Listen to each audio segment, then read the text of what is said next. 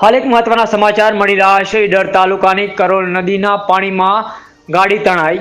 કડિયાદરા વડિયાવીને જોડતો રોડ પર વચ્ચે આવતી કરોલ નદીમાં બ્રિજા ગાડી સહિત 2 વ્યક્તિ તણાઈ હતી।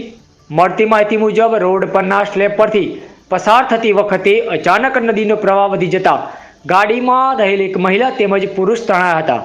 પ્રાપ્ત માહિતી અનુસાર સુથાર સમાજના વ્યક્તિ હોવાનું જાણવા મળ્યું હતું।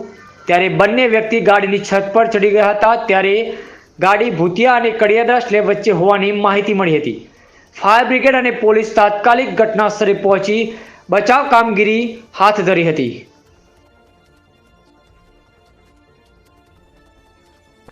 અહેવાલ ભાવેશ લીંબચિયા, ઈડર।